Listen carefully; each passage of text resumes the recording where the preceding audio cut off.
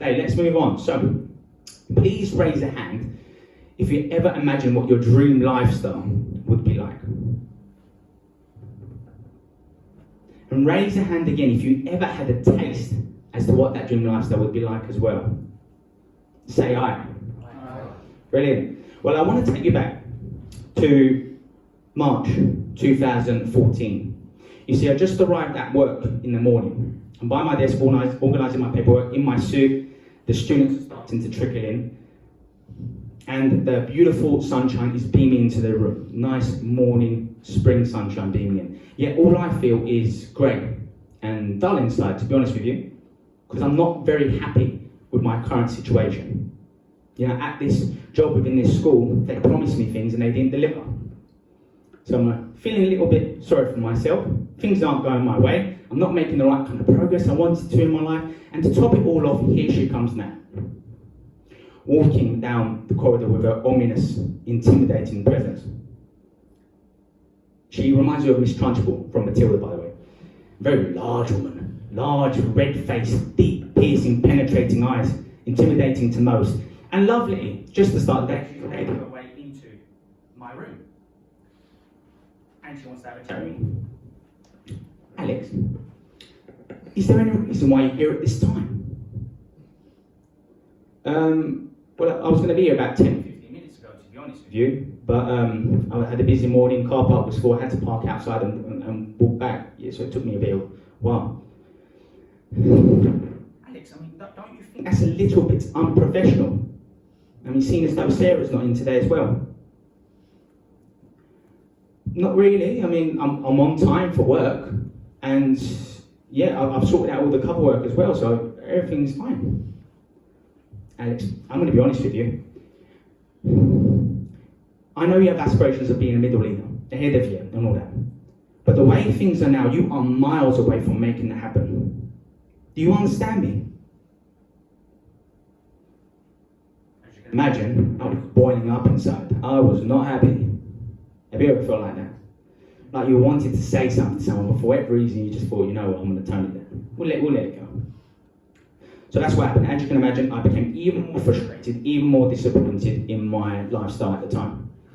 So down the line, I find myself having the most incredible summer, filled with amazing holidays. I managed to go on 4 different destinations to 4 diverse countries around the world with some of my most closest familial members and my closest friends. Okay, it's incredible. I learned so much, explored so much, and really started to reflect. And I remember having a chat with my brother about what I wanted in my life. And we were talking and thinking, you know what, it is possible to be able to transform our existence, our lifestyles. We can take control. I'm not necessarily implying that I want to go on holiday after holiday for the rest of my life, and that can be quite tedious, quite boring, quite meaningless. But I like the aspect of having that control. And I didn't feel so fulfilled within my current position. So I wanted more, I was looking for more. And I already started working on my business. Okay? But to be honest with you, I was working in 3rd year. I thought I was working hard, when in fact, I wasn't working as hard as I should have done.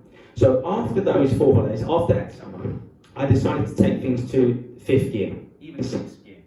I remember waking up at say 4:45, 5 o'clock every single morning, working on my business for 2.5, maybe 3 hours, then heading off to teach for 8, 9 hours, and then upon returning, I'd continue to work on my business. And this was the case for years. And that was the decision I made. I was going to become more fulfilled, more focused.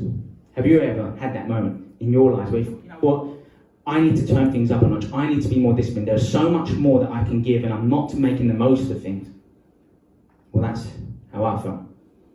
So, I know what I need to do. I'm working hard. Now, what happens when you look to try and change your lifestyle, your routines? You're going to meet obstacles. You're going to meet resistance. I had all kinds of internal dialogue kicking off in my head. Things like, who do you think you are? Honestly, whom do you know, Alex, who has a great business?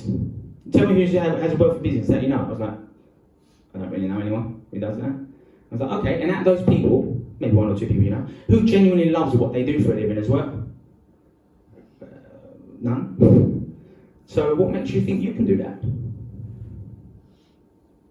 And then I started to think things like, you're working too hard. You're going to burn yourself out. It's not going to last. It's just a little phase you're going through. I had all this internal dialogue. You're going to give up soon, all these sort of things. But I kept going. And I kept working hard. Because I had a vision. And I know what I want to achieve. And as I continue to launch more and more products and services and grow my social media presence and share more of my content, my subject knowledge, and develop myself along the way, more and more people will get in contact with me from around the world, from in America, Canada, Australia, European destinations, wanting to work with me, really appreciating what I do.